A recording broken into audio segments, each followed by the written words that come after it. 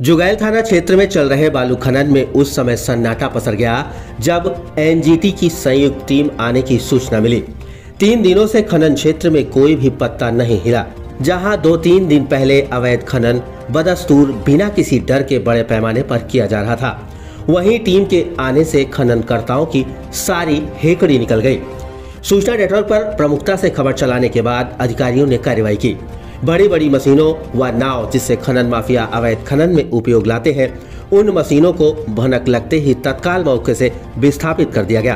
कुछ दिनों के लिए एसके बायो नाम से बालू का पट्टा जुगैल क्षेत्र के खेवंदा में मिला है, जिसमें जब से लीज हुआ है तब से अवैध खनन व लीज एरिया से कहीं ज्यादा बढ़कर बदस्तूर खनन होता आया है।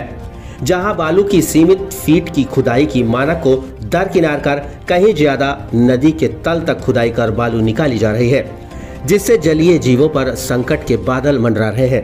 गहरे पानी में रहने वाली कई मछलियों की प्रजाति विलुप्त की कगार पर है, जिसमें रोहू, टेंगरा, करोची व कई अन्य मछलियों की प्रजाति खनन से प्रभावित हो रही। साथ ही एक और बात पर सरकार के नुमाइंदों को अति ध्यान देने की जरूरत है, वो है कछुआ, जिसे किसी भी तरह का नुकसान पहुंचाने की मनाही सरकार द्वारा है।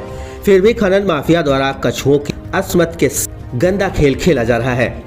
मटुआओं व पचेड़ा जैसे कछुओं को नदी से बड़ी बड़ी मशीनों के उपयोग से गायब किया जा रहा है। पट्टा धारक पट्टा देने को जो राज्य सरकार का उद्देश्य था, उस उद्देश्य के आदेश को हवा हवाई करते हुए पट्टा धारक बड़े पैमाने पर मोटी रकम हड़प कर डकार जा रहे हैं। न ही उक्त पट्टेधारक से स्थानीय लोगों को रोजगार का भरपूर लाभ मिल रहा है, न ही राज्य सरकार को जितना बालू खनन हो रहा है उस हिसाब से राजस्व मिल पा रहा है। राज्य सरकार की आंखों में पट्टी बांधने का काम जिले के आला अधिकारी का साफ होता है। अवैध खननकर्ताओं की तरफ से मिले नजराने की बाबत उनके इशारे पर ही पूरा खेल खेला जा रहा है। राज्य सरकार के अधिकारियों को उनके पद के हिसाब से तनख्वाह देती है, पर कुछ अधिकारियों को राज्य सरकार के इतर अवैध खननकर्ताओं की तरफ से बतौर नजराना आंख पर पट्टी बांधकर अवैध बालू खनन का तमाशा देखने के लिए मोटी रकम महीनों के हिसाब से एक मुश्त दी जाती है। बीजेपी और आरएसएस से संबंध बताकर एसके बायो लीज धारक अपनी धमक समय समय पर दिखाते रहते हैं। एनजीटी के नियमों की बंडल को स्वाहा करने पर आमादा है।